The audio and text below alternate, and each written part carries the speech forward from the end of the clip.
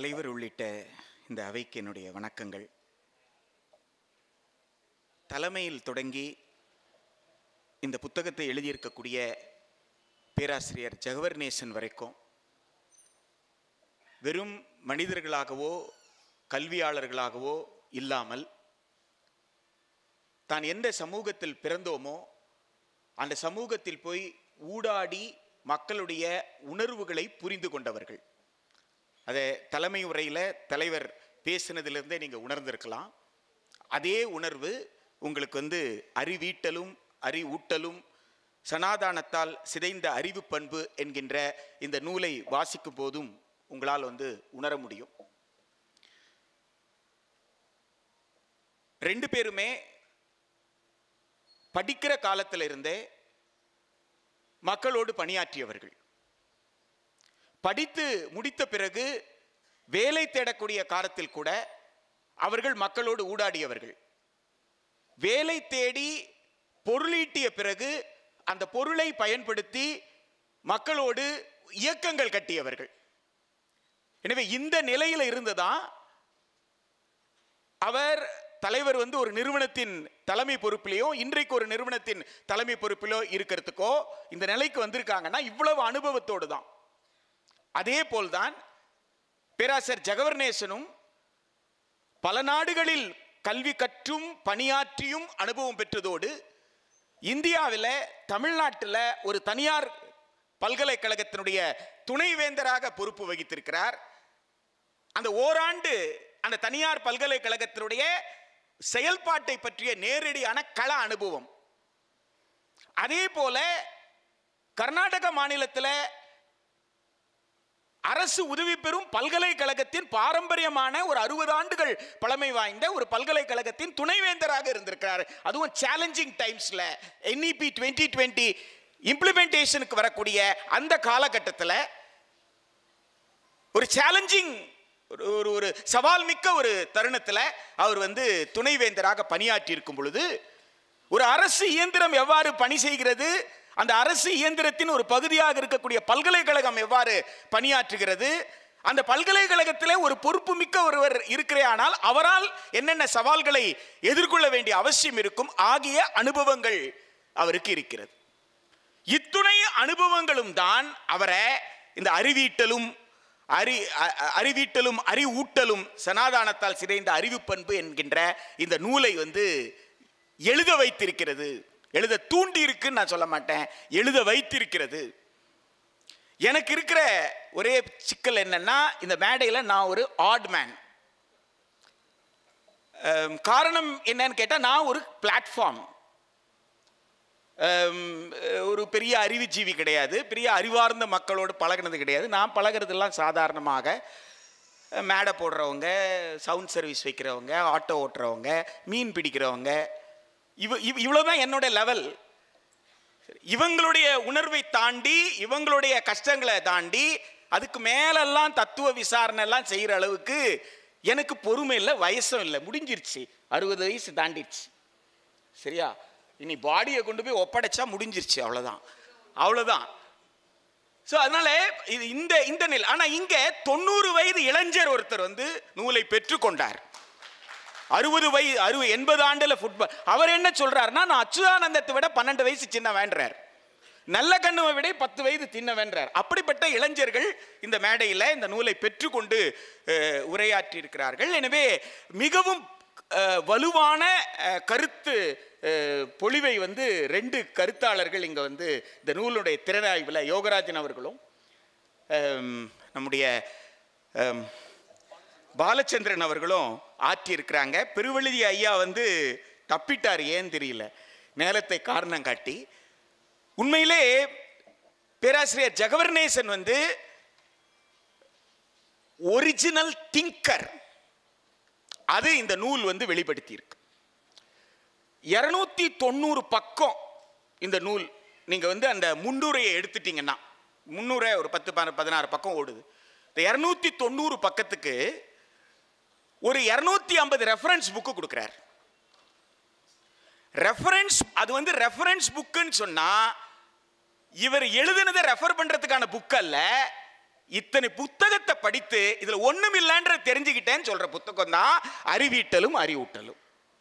நான் இவ்வளவும் படிச்சேன், ஆனா நான் உன்னை தேடனப்பா, அதெல்லாம் இந்த புத்தகத்துல இல்லை. ஒரு சமயம் அவங்க காலகட்டத்தில் அப்படி யோசிக்காம கூட இருந்திருக்கலாம்.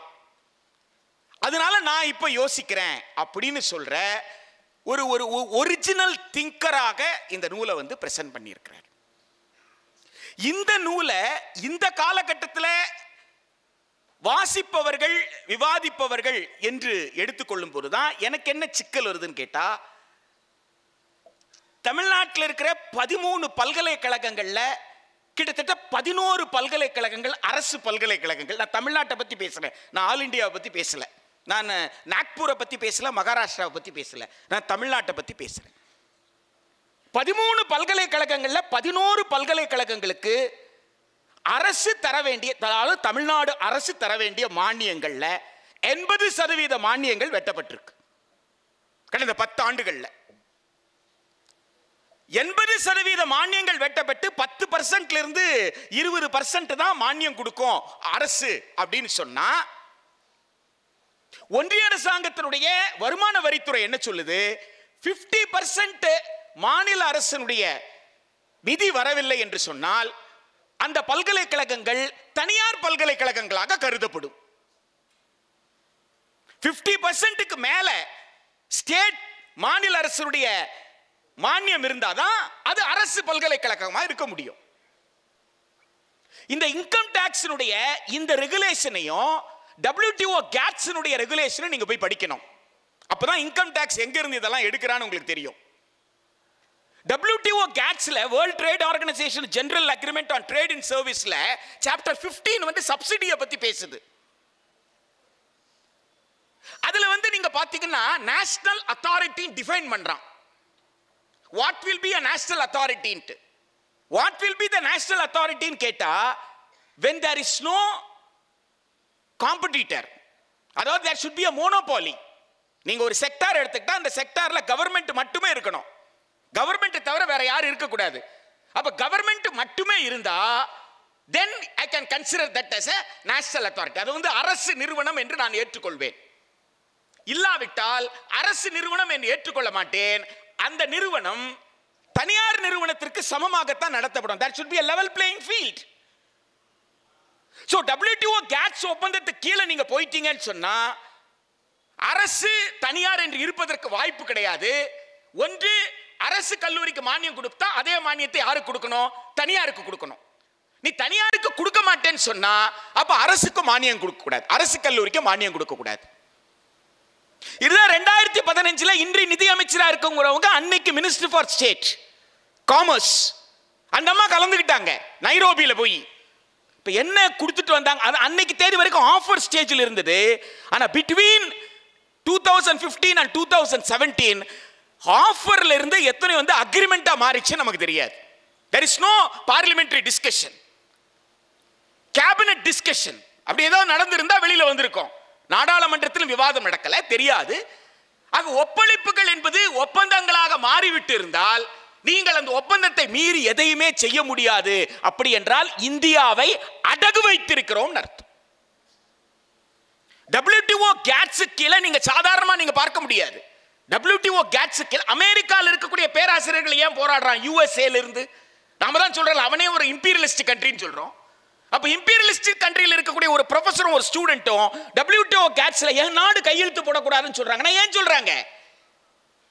யூரோப்ல நார்தர்ன் யூரோப் எல்லாமே வெல்தி தான். இங்கிலாந்து இருக்கு, பிரான்ஸ் இருக்கு, ஜெர்மன் இருக்கு. அந்த யூரோப்பியன் யூனியன் அத்தனை பேரும் சேர்ந்து அவங்க நாடுகள்ல கையெழுத்து போட்டாதேன்னு சொல்றாங்களே ஏன் சொல்றாங்க? தெளிவா சொல்லியிருக்காங்க. ஜாயிண்ட் டிக்ளரேஷன் எடுத்து படிச்சு பாருங்க, அக்ரா டிக்ளரேஷன் எடுத்து படிச்சு பாருங்க. அதுல சொல்றாங்க WTO GATS treats education as a commodity. There is already internationalization இருக்கு. ஒரு நாட்டுல இருந்து ஒரு நாட்டுக்கு போயிட்டு தான் இருக்கிறாங்க. புதுசா ஒண்ணு இன்டர்நேஷனலைசேஷன் வர போறது இல்ல. ஆனா WTO GATS கீழ வரக்கூடிய internationalisation, it is not internationalization of education, but it is treating education as a commodity. அதுதான் basic difference. அப்போ when you treat education as a commodity, what happens? The student becomes a consumer.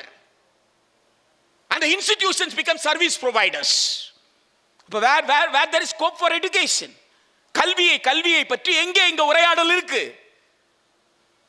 நுகர்வுக்கான ஒரு பண்டம், அந்த நுகர்வுக்கான பண்டத்தை நுகர்வதற்காக ஒருவர் வருகிறார், நுகர்வுக்கான பண்டத்தை கொடுக்க ஒரு இன்னொருத்தர் இருக்கிறார், தயாரா இருக்கு. there is a service provider, there is a consumer, there is no education at all.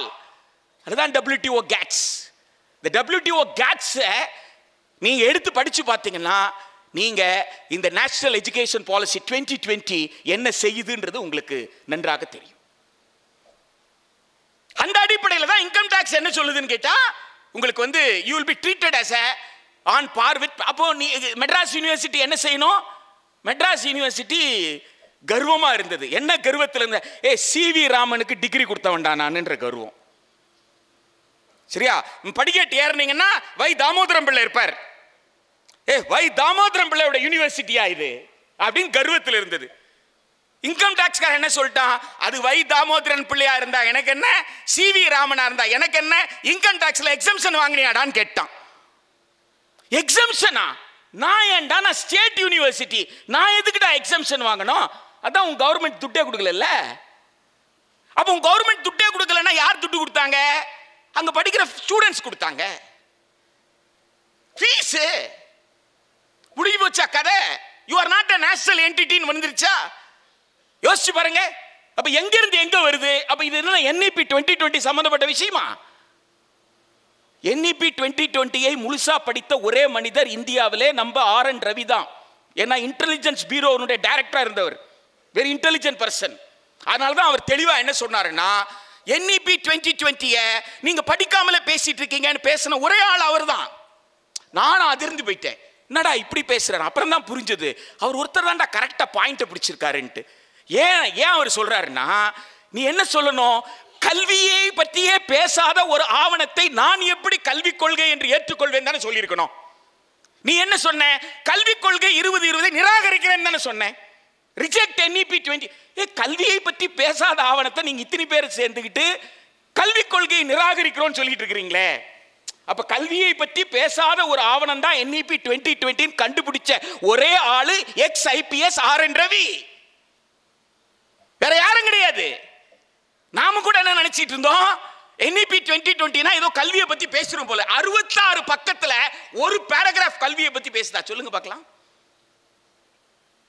இப்போ அந்த சிக்கல் எங்க இருந்து வந்துருச்சு? இப்போ 11 பல்கலைக்கழகங்களுக்கு இன்றைக்கு நிதி இல்ல. அப்போ இன்றைய முதலமைச்சர் என்ன செய்யணும்? கர்ம வீரர் காமராஜர் மாதிரி தெருவுக்கு இறங்கி பிச்சை கேட்கணும். இன்னைக்கு இருக்கிற தொடக்க பள்ளியில இருந்து உயர்கல்வி வரைக்கும் இன்றைக்கு நிக்குதுன்னு சொன்னா கர்ம வீரர் காமராஜர் எடுத்த பிச்சை சும்மா இல்ல. பிச்சை எடுத்து தான் ஸ்கூல் நடத்தினார், பிச்சை எடுத்து தான் காலேஜ் நடத்தினார். சரியா? எதுக்கு இப்போ 30,000 கோடி நான் போன வருஷம் ஒதுக்குனா இந்த வருஷம் 1,00,000 கோடி ஒதுக்கு.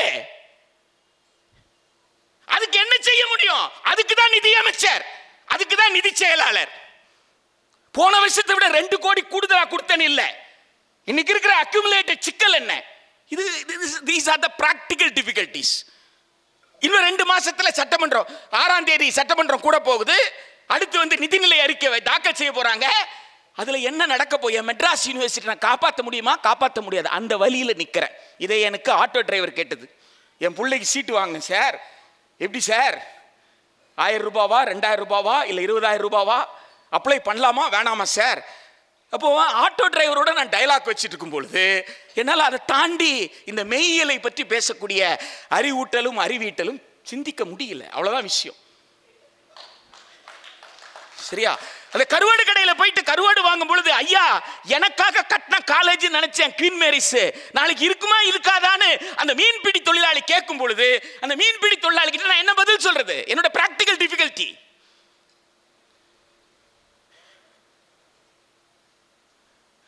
ஜூலை மாதம் ஒரு காலேஜில் ஒரு பையன் சேர்றான். ஜூலை மாசம் சேர்றான். செப்டம்பர் மாசம் அந்த காலேஜ் டிசி கொடுக்குது அவனுக்கு. சரியா? நான் நாக்பூரை பத்தி பேசல, சென்னை மாநகரத்தை பத்தி பேசுறேன், தமிழ்நாட்டை பத்தி பேசுறேன். என்ன எழுதி தெரியுமா கொடுக்குது? நாட் சாட்டிஸ்ஃபேக்டரின்னு டிசில. ஏண்டா 1ஆம் கிளாஸ்ல இருந்து 12ஆம் கிளாஸ் வரைக்கும் சாட்டிஸ்ஃபைடா இருந்திருக்குது. உன் காலேஜில் சேர்ந்த 2 மாசத்துல நாட் சாட்டிஸ்ஃபேக்டரி ஆயிடுச்சு. எப்படிடா? சேர்ந்தது ஜூலை, செப்டம்பர்ல இந்த நாட் சாட் யாருக்கு கொடுத்திருக்கிற? ஒரு குடிசை பகுதியில் ஒரு ஆட்டோ ஓட்டக்கூடிய ஒரு பட்டியலினத்தை சார்ந்த மாணவன். SC/ST ஆக்ட் என்ன சொல்லுதுன்னா, ஒரு பட்டியல் மாணவனுடைய வாழ்வாதாரத்தை பறிப்பது வன்கொடுமைன்னு சொல்லுது. வன்கொடுமைன்னு சொல்லுது. இப்போ நாட் சாட்டிஸ்ஃபேக்டரி போட்டு டிசி கொடுத்தியே, இப்போ அந்த டிசியை வச்சுக்கிட்டு அவன் வேற ஸ்கூல்ல போய் சேர முடியுமா? பேங்க்ல லோன் வாங்க முடியுமா? 2 மாசத்துல அப்படி என்ன படுபாதக செயலை அந்த மாணவன் செஞ்சிருக்க முடியும்? கொஞ்சம் யோசிச்சு பாருங்க. என்ன படுபாதக செயலை அந்த மாணவன் செஞ்சிருக்க முடியும்? எதை செய்திருந்தாலும் அவனை திருத்துவதுதானே உயர்கல்வி நோக்கம். யோசித்து பாருங்க. அதுக்கு பேர் தானே சப்போர்ட் சிஸ்டம். இதெல்லாம் பிராக்டிகல் டிஃபிகல்டிஸ். இது எங்க நான் போய் மெய்யியல்ல தேடுறது? யோசிச்சு பாருங்க நண்பர்களே. இந்த பிராக்டிகல் டிஃபிகல்டிஸ் ஆளும் வர்க்கம் நமக்கு எதுக்காக கொடுக்குதுன்னா, பிலாசபியை பத்தி நீ பேசாதேன்னு சொல்றதுக்காக கொடுக்குது. நீ டிசிக்கு போராடிட்டு, சரி, நீ அட்மிஷனுக்கு போராடிட்டு, நீ ஃபீஸ் கட்டுறதுக்கு காலேஜ்ல லோன் கிடைக்குமா கிடைக்காதான்னு தேடிக்கிட்டு, நீ ஏன் பிலாசபியை பத்தி பேசுற? அதை பேசுறதுக்கு நாக்பூர்ல நான் உட்கார்ந்துட்டு இருக்கிறேன். அதுக்காகவே நான் பிறவி எடுத்திருக்கிறேன். நான் சொல்வது தத்துவமே தவிர என் தத்துவத்தை விசாரிக்கிற திராணி திறமை உனக்கு இல்ல. அந்த தத்துவத்தை விசாரித்ததால் தான் அம்பேத்கர் அம்பேத்கர் அம்பேத்கர் என்று சொல்வதை விட நீங்கள் கடவுளை கும்பிடுங்கன்னு சொல்ற எரிச்சல் அங்கிருந்து தான் வருது. ஏண்டா, தத்துவத்தை நான் பேசுறேன், ஏத்துக்கொள். தத்துவத்தை கிழித்து போட்டவன பேரை இத்தனை வாட்டி சொல்றேன்னு சொல்றான். சும்மா இல்ல. அது என்ன மிஸ்டர் அமித்ஷா வாயிலிருந்து வந்ததா? மோகன் பகவத் சொல்லாமல் அமித்ஷா பேசிவிட்டாரான்னு நான் கேட்கிறேன். பேசிட்டா ஒரு நொடி அமித்ஷா ஆட்சியில் இருக்க முடியுமா நான் கேட்கிறேன். மோகன் பகவத் சொல்லாம, RSS சொல்லாம அமித்ஷா பேசியது உண்மை என்று சொன்னால் அப்ப RSS அமித்ஷா மதிக்கலையா நான் கேட்கிறேன். மதிக்காதவர்களை RSS விட்டு விடுமான்னு நான் கேட்கிறேன். RSS பாஜகவை வழிநடத்துகிறதா அல்லது பாஜகவின் ஒரு அங்கம் RSS? யோசிச்சு பாருங்க. இதை எதையுமே நான் விசாரிக்க கூடாதா? இதை எதையுமே நான் சிந்திக்க கூடாதா? சாதாரணமா ஒருத்தர் 2 நிமிஷம் நாடாளுமன்றத்தில் உளறி விட்டார், நான் போயிட முடியுமா? அதெல்லாம் உளறலாம் ஒண்ணும் கிடையாது. ஜெகவர்நேசன் ஒருத்தர் இருப்பான், சீர்காழிகாரன். அவனை மாதிரிலாம் சிந்திக்காதேன்னு சொல்ற ஏற்பாடு அது. ஆமா, அப்படிலாம் சிந்திக்க கூடாது. சரியா? சிந்திக்கிற ஏற்பாடே இந்தியாவில் இருக்கக்கூடாது. அதுதான் தேசிய கல்விக் கொள்கை 2020. நண்பர்களே, இந்தியாவில் ரொம்ப ஸ்ட்ராங்கான தத்துவ தளத்தை புத்தர் போட்டார். புத்தரை காட்டும்லாம் நீங்க 2500 வருஷத்துக்கு முன்னாடி ஒருத்தரை சிந்திச்சிட முடியாது. என்னுடைய அனுபவத்தில் 2500ல இந்த தம்மம், அந்த தம்மத்தை பற்றி அவர் நடத்தி இருக்கக்கூடிய டயலாக் இருக்குல்ல, அதுதான் best classical example for social டயலாக்கிங்.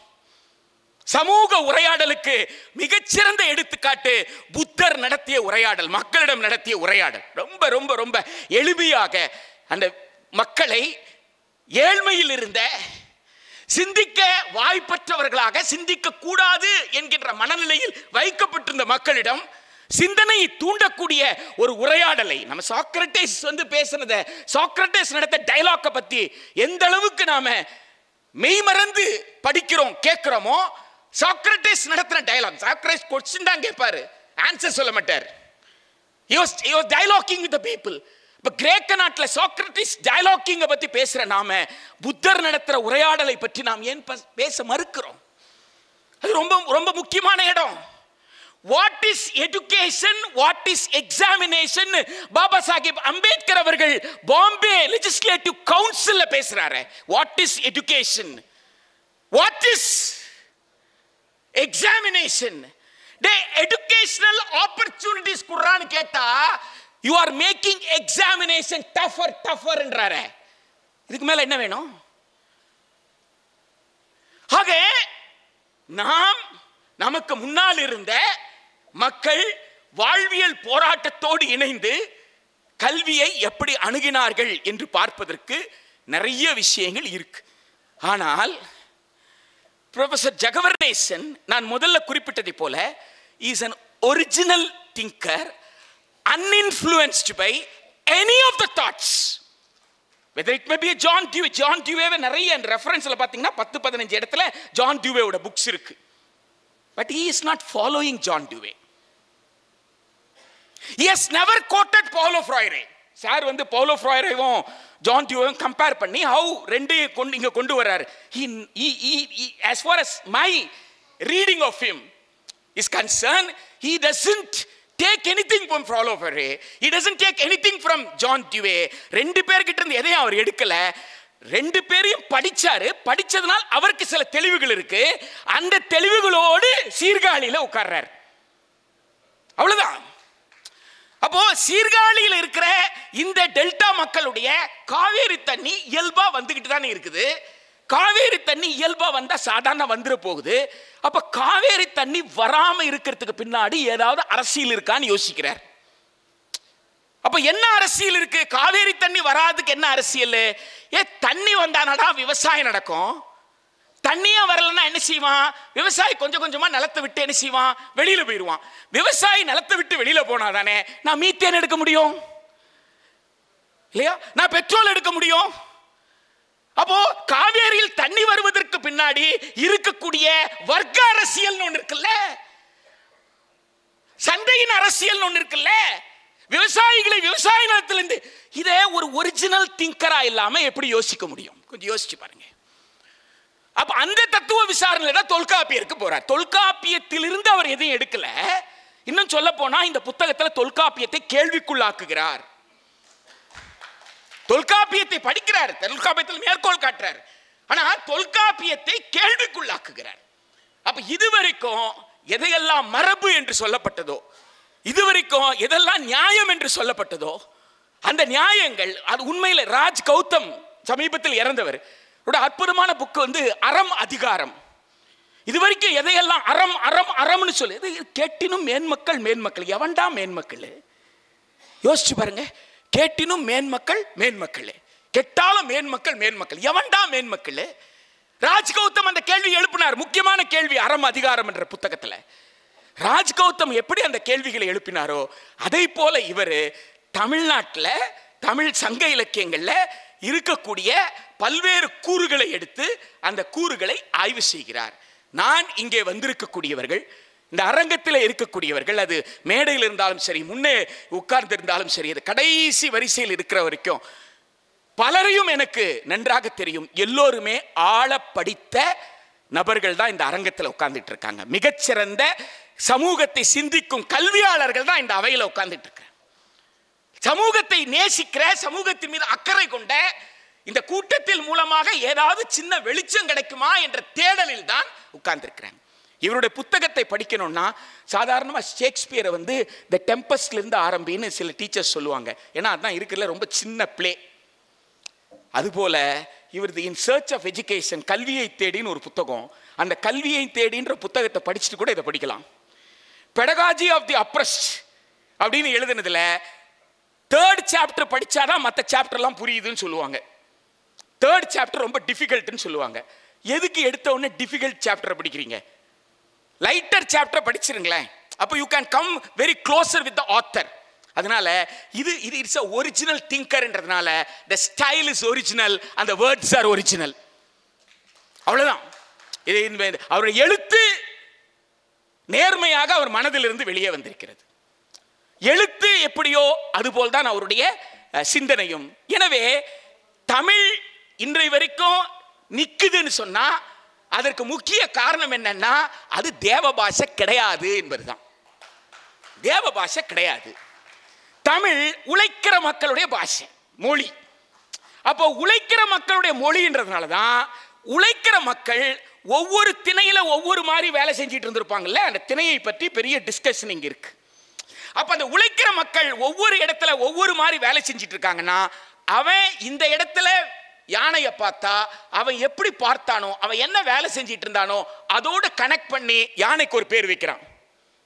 இன்னொரு இடத்துல பார்த்தவன் தன் தொழிலை சார்ந்து இன்னொரு பேர் வைக்கிறான். அப்ப யானைக்கு பல பெயர், குதிரைக்கு பல பெயர், ஒவ்வொரு பொருள் எல்லாமே காரண பெயரா இருக்கு. அந்த காரண பெயர் எங்க உழைப்பிலிருந்து வந்தது. எனவே உழைப்பாளி மக்களால், தொழிலாளர்களால் உருவாக்கப்பட்ட அற்புதமான மொழி தமிழ் என்பதனால் உழைக்கும் வர்க்கத்தினுடைய ஜெகவர்நேசன் அவர்கள் ஒரிஜினலா ஒரு லாங்குவேஜை நமக்கு கொடுத்திருக்கிறார். அதுதான் இங்க இருக்கிற புதிய புதிய சொல்லாடலுக்கு காரணம். என்னன்னா, இதுவரைக்கும் பயன்படுத்தின சொல்லாடல் இல்லாம கொடுத்திருக்கிறார். ஒன்று. ரெண்டாவது விஷயம், இதுவரைக்கும் தமிழ் சமூகத்தில் தமிழ் மொழியில அறிமுகமாகாத பல கல்வி ஆளுமைகளை இந்த புத்தகத்தின் வாயிலாக அறிமுகப்படுத்துறார். அதுதான் இந்த ரெஃபரன்ஸ் புக், வேற ஒண்ணுமே கிடையாது. ஒரு கிட்டத்தட்ட ஒரு 150 190 ரெஃபரன்ஸ் புக் ஆங்கிலத்தில் கொடுத்துருக்காருன்னா, ஒரு 15-16 பக்கத்துக்கு போற ரெஃபரன்ஸ் அங்கே இருக்குன்னு சொன்னா, அது எதுக்காகனா இவ்வளவு பேர் இங்கிலீஷ்ல எழுதியிருக்கிறாங்க. அந்த புத்தகங்கள் பதிப்பிக்கப்பட்டிருக்கு, இந்த காலகட்டத்தில் பதிப்பிக்கப்பட்டிருக்கு. அந்த புத்தகத்தை படிச்சு பாருங்க. அவங்க நாட்டுக்கு தகுந்த மாதிரி சிந்திச்சிருப்பாங்க. நீங்க தியாகராய நகருக்கு தகுந்த மாதிரி சிந்திங்களேன்ற. நீங்க உங்களுடைய திருவள்ளிக்கேணிக்கு தகுந்த மாதிரி சிந்திங்க, உங்களுடைய சிந்தாதிரிப்பேட்டைக்கு தகுந்த மாதிரி சிந்திங்க. நீங்க உங்க இடத்துல இருந்து நீங்க சிந்திங்களே. அப்ப நீங்க சிந்தித்தா உங்களால தமிழை புரிந்து கொள்ள முடியாதா? தமிழர்களை புரிந்து கொள்ள முடியாதா? நம் வாழ்வியலுக்கான ஒரு கல்வி கொள்கையை, கல்வி தத்துவத்தை உருவாக்க முடியாதா என்பதுதான் இந்த நூல். கடைசியாக ஒரு கொள்கை வகுப்பதற்கு அவர்கிட்ட இருக்கிற பிரச்சனை இது ஒண்ணுதான், வேற ஒண்ணுமே. மற்றவங்கள்ல இருந்து அவர் வித்தியாசப்படுறதுக்கு அடிப்படை காரணமே இதுதான். அவர் என்ன சொல்றாரு, கொள்கையை உருவாக்கணும், கரெக்டுப்பா. கொள்கைக்கு ஒரு தத்துவம் வேண்டாமான்னு கேட்கிறார். சரியா? இப்ப தெரியுதுங்களா நான் ஆடு மேன் சொன்னதுக்கான காரணம்? சரியா? நான் ஹார்ட் அட்டாக்ல இருக்கிறேன். டாக்டர் என்ன செய்யணும், ரத்தம் எப்படியாவது என் ஹார்ட்டுக்குள்ள போறதுக்கு ஏற்பாடு பண்ணுமா, நான் காத்துக்கிட்டு இருக்கிறேன். இப்போ என் பக்கத்தில் நின்றுக்கிட்டு, டேய் அன்னைக்கே சொன்னேன் இல்லை டெய்லி 3/4 மணி நேரம் நடக்கணும்னு சொல்லிட்டு, அன்னைக்கே சொன்னேன் இல்லை இதெல்லாம் சாப்பிடக்கூடாதுன்னு சொன்னு அப்படின்னா நான் என்ன ஆவேன்? எந்த மனநிலையில் உட்கார்ந்திருப்பவர்கள் மத்தியில் நாம் இருக்கிறோம், அதுதான் ரொம்ப முக்கியம். எந்த மனநிலையில் உட்கார்ந்திருப்பவர்கள் மத்தியில் நாம் இருக்கிறோம் அப்படின்றது தான் ரொம்ப முக்கியமான விஷயம்.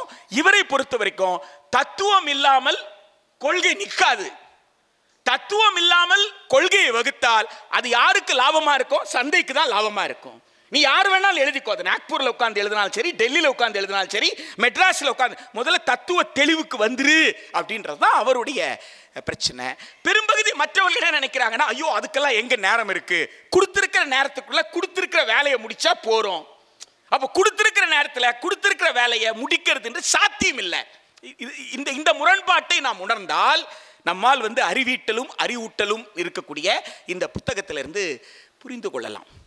நண்பர்களே, இந்த சனாதானம்லாம் ஒரு மாயா வார்த்தைங்க. என்னை பொறுத்த வரைக்கும் ஊரை ஏமாத்துற வார்த்தை. சரியா? நான் நேரடியாக கேட்குறேன், நான் போகிற இடத்துலலாம் சொல்லிட்டு இருக்கிறேன், ஜாதி என்பது கெட்ட வார்த்தைன்னு. சிவபெருமானுக்கு அது கெட்ட வார்த்தை, ஒத்துக்கோய. சிவபெருமானுக்கு ஜாதி கெட்ட வார்த்தைன்னு ஒத்துக்கோய. உனக்கு என்ன கஷ்டம்? கண்ணப்ப நாயனார் ஆக்கலையா சிவபெருமானு? நந்தனை உள்ளவான்னு கூப்பிடலையா? நந்தனை சிவபெருமான உள்ளவான்னு கூப்பிடுறாரு. ஆனா சிவபெருமானுக்கு பூஜை பண்ணிட்டு இருக்கிறவங்க நந்தனை உள்ள போக கூடாதுன்னு சொல்றாரு இல்லையா? அப்போ சிவனுக்கு பூஜை பண்றவங்க யாருக்கு எதிராக இருக்கிறாங்க? சிவனுக்கு எதிராக இருக்கிறாங்களா இல்லையா? யோசிச்சு பாருங்க. சிவனுக்கு பக்கத்திலேயே நின்று சமஸ்கிருதத்தில் பூஜை பண்ண ஒருத்தருக்கு கூட சிவன் தரிசனம் கொடுத்ததாக என்னால் கண்டுபிடிக்க முடியல. ஆனா 63 நாயன்மார்களும் வீதியில சிவனை சந்தித்தார்கள், தெருவில் தான் சந்திச்சாங்க. யாரும் கண்ணப்ப நாயனர் எங்க கோயில சந்திச்சாரு? அப்பர் எங்க சந்திச்சாரு? கோயில சந்திச்சாரு? சிதம்பரத்தில் சந்திச்சாரா? நாம சிதம்பரத்தில் தேடி போயிட்டு இருக்கிறோம். ஆனா சாமி எங்க நம்மளை சந்திக்கிறாரு? தெருக்கோடியில சந்திக்கிறார். சரியா? ஆக ஜாதியை பற்றி பேசினால் சிவனுக்கு எதிராக பேசுகிறாய், ஏன் பேசுறதுக்கு தயங்குறோம்? ஜாதியை பற்றி பேசினால் நீ விஷ்ணுவுக்கு எதிராக பேசுகிறாய். பன்றியாக அவதாரம் எடுத்தவர், சிங்கமாக அவதாரம் எடுத்தவர் இல்லையா? ஆக சனாதானம் என்பது ஏதோ புனிதம், சனாதானம் என்பது மதம், எல்லாம் கரெக்ட். ஜாதி இருக்கா இல்லையா? பேசுவா. நான் யார் சொல்லு? நான் பறையனா, பல்லனா, சக்கிலியனா? நான் யார் சொல்லு? என்ன தெளிவுபடுத்து. நான் சனாதானத்தில் எங்க இருப்பேன்னு சொல்லு, அப்புறம் பேசிக்கலாம். சனாதானம் உயர்ந்ததா தாழ்ந்ததான்ட்டு. சனாதானத்தில் நீ உயர்ந்தவன் நான் தாழ்ந்தவன் நீ சொல்லிட்டீன்னா அங்கே சிவபெருமான் செத்தாரியா? அங்கே விஷ்ணு செத்தார். சிவபெருமானும் விஷ்ணு செத்ததுக்கு அப்புறம் சனாதானம் எப்படியா வாழும்? இல்லையா? சனாதானத்தை அழித்தொழி, நீ எதை அழித்தொழிச்சிட்டு இருக்கிற? நீ கடவுள் எல்லாம் அழித்தொழித்திட்டு இருக்கிற இல்லையா? இந்த விசாரணை நடத்துவதற்கு அறிவு வேண்டும் என்று ஜெகவர்நேசன் கேட்கிறார். இந்த விசாரணை நடத்துவதற்கு அறிவு வேண்டும்பா, ஒரிஜினலா திங்க் பண்ணணும்பா. அப்ப ஒரிஜினலா திங்க் பண்ணணும்னா இந்த மண்ணுக்குன்னு சில மரபுகள் இருக்கு, அந்த மரபுகளை உள்வாங்கனா இன்றைக்கு இருக்கிற தேசிய கல்விக் கொள்கையினுடைய சூட்சமங்களை உன்னால் புரிந்து கொள்ள முடியும். மக்களுக்கான சமத்துவத்தை உருவாக்க முடியும். பேராசிரியர் கல்விமணி அவர்கள் சொன்னதை போல இது குழுவாக அமர்ந்து விவாதிக்க வேண்டிய புத்தகம், தனி மனித புத்தகம் அல்ல.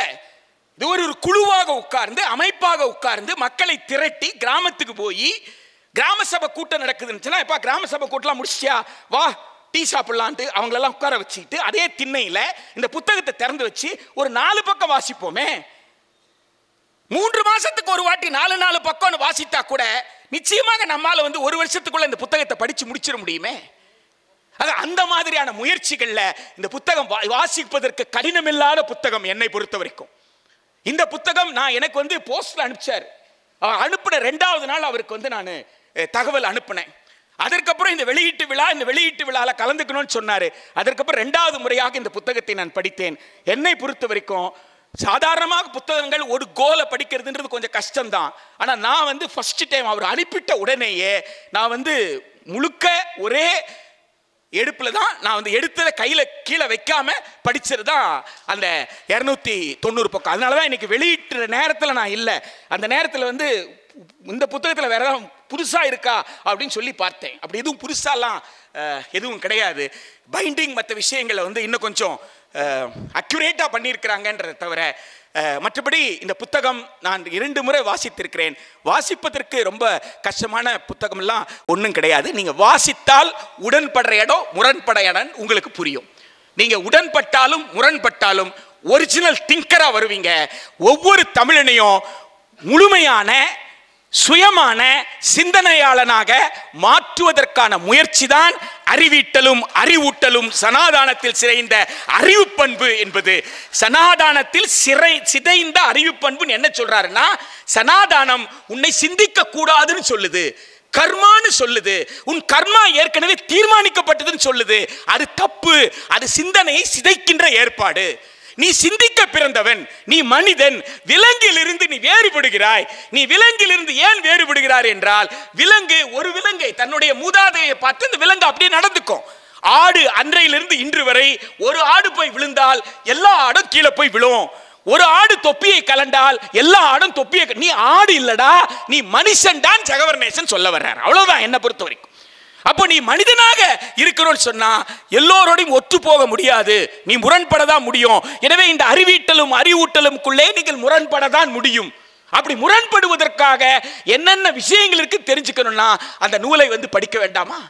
உடன்படுற இடத்துல எங்கெல்லாம் உடன்படுறோம் தெரிஞ்சுக்கிட்டா நாமும் அவரும் கை கோக்கிறதுக்கு வசதியா இருக்கும்ல. எனவே உடன்பட்டாலும் முரண்பட்டாலும் வாசிக்க வேண்டிய நூல். வாங்குவோம், வாங்க வைப்போம், விவாதிப்போம். புத்தக காட்சியில அதிகமான விற்பனையான நூல் அறிவீட்டலும் அறிவூட்டலும் என்கின்ற வகையில இதை நீங்க முகநூல் மற்ற இன்ஸ்டாகிராம் இதுலலாம் எனக்கு அக்கௌண்ட் கிடையாது. ஆனால் அக்கௌண்ட் இருக்கிறவங்க அத்தனை பேரும் இந்த புத்தகத்தை பற்றி பேசுங்க. அதை பார்த்து தான் நிறைய பேர் புக் ஃபேருக்கு வர்றதா சொல்றாங்க. அதனால அதிலெல்லாம் விவாதம் நடத்துங்க. இந்த புத்தகத்தை நிறைய பேர் வாசிக்க சொல்லுங்க, வாசித்து விமர்சிக்க சொல்லுங்க.